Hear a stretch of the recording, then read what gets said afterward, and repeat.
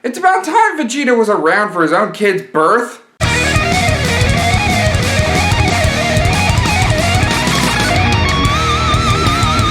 What's up everybody, StevDez here, and welcome to another edition of Dragon Ball Days. Krillin, the best friend of the Saiyan formerly known as Kakarot, and now loved as Goku. As far as the pecking order, Goku would more than likely train with Krillin above everybody else, even though Tien was still technically the most powerful human. That is until Super. But I'm getting ahead of myself, because we know this Baldy as a loving father, a husband to Android 18 who was previously a bad seed, and, not to mention, getting his own little arc in the middle of the Tournament of Power. Again, some things were ruined, but I haven't officially seen Super yet. However, this series explores whether or not things would change as far as Krillin being female. And so, we have Kuillin getting ready for the androids in the beginning of this part. But first a recap. In the last one, the Future Warrior made his stand against King Cold and Frieza. That happened, but this Future Warrior was actually the child of Vegeta and Kuillin. His name was Argus, and this is a play on the leafy green, arugula, because Vegeta was actually around for the child. We'll get into that right now with what if Krillin was born female. We'll start at the beginning of the time skip, where Kuillin does train with Vegeta, but Vegeta's harsh gravity training starts to prove to be too much for her, and she decides one day, while Vegeta goes to Capsule Corp, to go train with Goku and Gohan, see if Goku has some insight, or something that she could use to help keep up with Vegeta. Now keep in mind, no way does Vegeta want to give up on Krillin. A female warrior is actually quite an interesting specimen to him, but he doesn't feel like going near Kakarot. Fine, but you don't know what you're missing. I know what I'll be missing, woman. I'll be missing seeing that clown Kakarot. I want to surpass him on my own. And so, Krillin does some training with Goku and Gohan, but thanks to Goku's nature, he understands something's wrong. Krillin then tells Goku it's only a matter of time before Vegeta gets Super Saiyan, and she can barely keep up with his gravity training as is. Krillin needs something to keep up with Vegeta as far as a power level. She does care about the Prince of All Saiyans, but she's just a human. So Goku ponders this for a second, and then Krillin, thanks to how clever Krillin is in the timeline, comes up with a solution. Goku, why don't you teach me Kaioken? What? Well, thing is, I can't really teach you Kaioken. What? Come on, you know Kaioken, you can teach it, right? Sorry, all I did was take King Kai's training. Well, what about your instant transmission? Do you think you can get us to King Kai's planet? This is a curiosity that Goku has never pondered before. Can he get to King Kai's planet? Oh, I guess. He does remember that car, and Bubbles, and Gregory, and King Kai, and his house. There's a lot of things for Goku to latch onto, considering the extensive time he's been training on King Kai's planet. So, why not? He offers his hand, and instant transmissions, and sure enough, it works!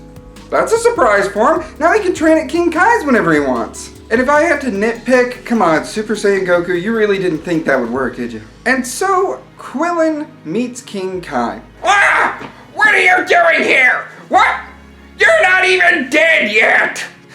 Sorry, King Kai, but this is the only place I could think to bring my friend Krillin. Whoa, the gravity here is kind of intense. It's 10 times Earth's gravity. Well, I mean, I've done 5 times so far. Thanks to the minimal gravity training, Krillin actually keeps up. And she's able to catch the monkey and beat Gregory just fine. Alright, now it's time for your final test. I don't even think you can do this, buddy.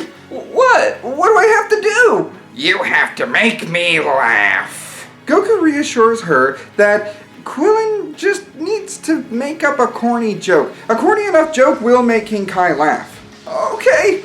Are you ready to laugh, King Kai? I'm waiting. Why can't you hear a pterodactyl go to the bathroom? I don't know. Why? Because the P is silent! Yeah! You're laughing, King Kai! And so, Kuillin getting accepted for the training means that Goku doesn't really have to stick around for very much longer.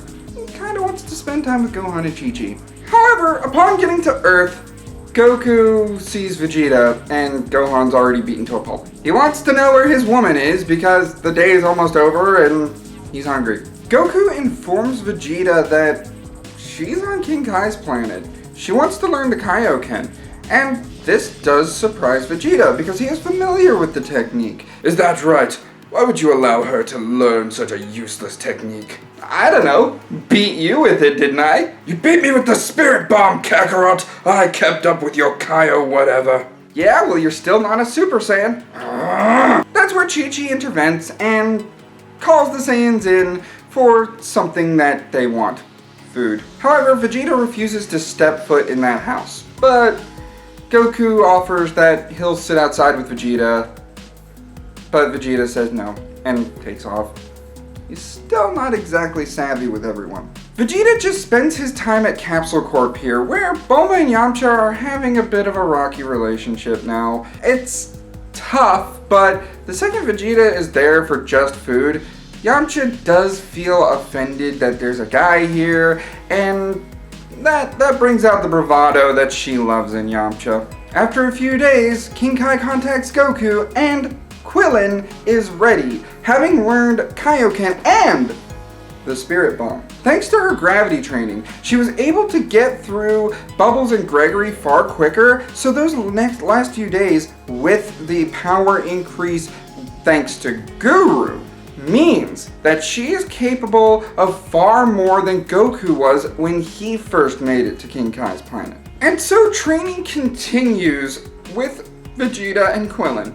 And Vegeta's training actually makes leaps and bounds far more than the anime, with a catch. You see, he's training with a woman warrior. That woman warrior is very adept at what she's doing. She knows exactly how to train. So, whenever she tells him to take a friggin' break, he takes a friggin' break! They go out to get something to eat, they go out to shop a bit while he's just kind of walking beside her, waiting to train with her again, kind of annoyed. They end up going to a movie or something.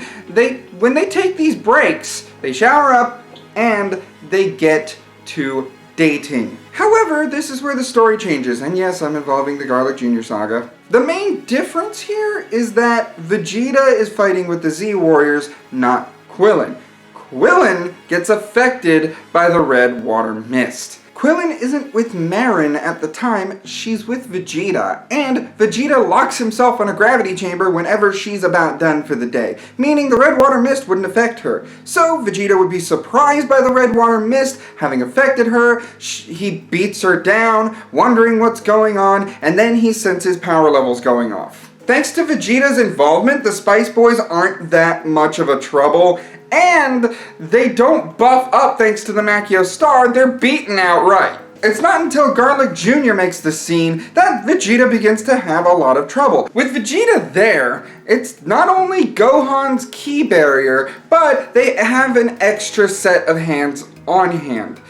The ki barrier stops everyone from being floated into the dead zone, and Vegeta charges up his very first Final Flash! Vegeta knocks Garlic Jr. into the dead zone, and things return to normal, showing that he's actually a little bit more of a team player thanks to Kuillin. Now we get to Vegeta marrying Kuillin and all that stuff happening, and suffice it to say, Vegeta still goes to space, but he doesn't become a Super Saiyan. Thanks to the extra set of hands, the meteor thing isn't as much of a struggle, and Vegeta is able to handle it with her, realizing how much of a capable warrior she is, even if she is pumping up the Kaioken in order to do so. It's a form that she's trying to master, and thanks to the whole Chinese origin I made in the part 1 of this, she is inspired to master this technique. and pass it on for generations to come. Vegeta doesn't turn Super Saiyan here. He's not beaten to the end of his rope. Kuillin is able to handle a lot of that stress, allowing him to lean on her. And in the middle of their space training, when they return, which they return a little sooner, Kuillin is sporting a baby bump. That's right, in the deep recesses of space, a man and a woman are just together. They're going to have a kid. Of course, Vegeta's there because, well... But Krillin, I know nothing about birthing no babies. We put all our kids in stasis tanks. That's the Saiyan way. Where's your stasis tank? We don't have one, you idiot! Ah! And so when Vegeta does see his son, a softer side of the Saiyan is introduced. He was there for the birthing, and so was Yamcha and Bulma to congratulate her and him, and so was Goku.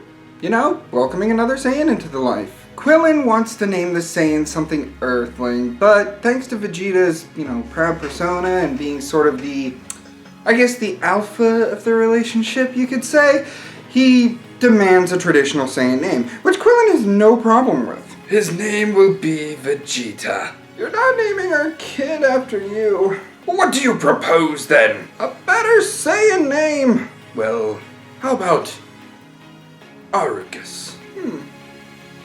I like that name. Argus is the new prince of all Saiyans. Getting to Dr. Gero and 19's arrival, unfortunately, Vegeta's not a Super Saiyan, but he is there to get 19 off of Kakarot. Things don't really change a whole lot up until the 17 and 18 fight when Vegeta's going up against 18. This is where the Super Saiyan transformation happens. Thanks to knowing about Kaioken times 20 by this point, Kuillin is able to knock 18 away from Vegeta before sadistic 18 breaks his arm. However, he's still weak from the conflict, so when it comes down to it, he is taking a breather. He's not a Super Saiyan, so he's on the ground. However, when Kuillin goes down and 18's about to kill her, Vegeta knocks her aside and starts sputtering and shaking, and then he's turning into the Super Saiyan. That whole thing happens. The main difference here is that he's triggered by Kuillin getting hurt as much,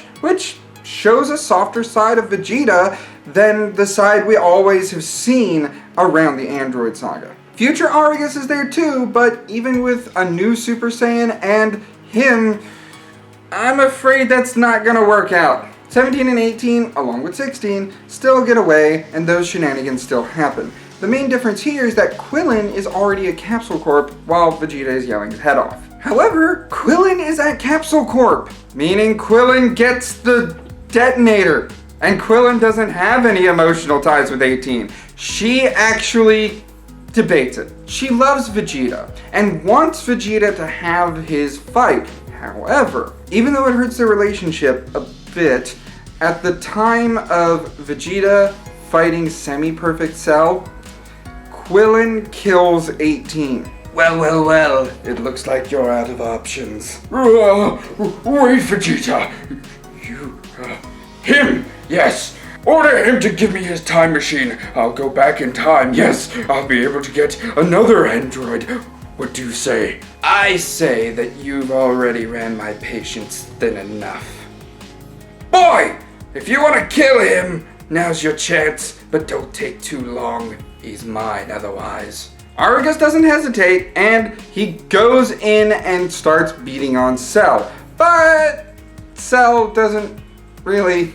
The thing is, Cell has a way around it. And this will cause a strain in Kuillin and Vegeta's relationship in the future.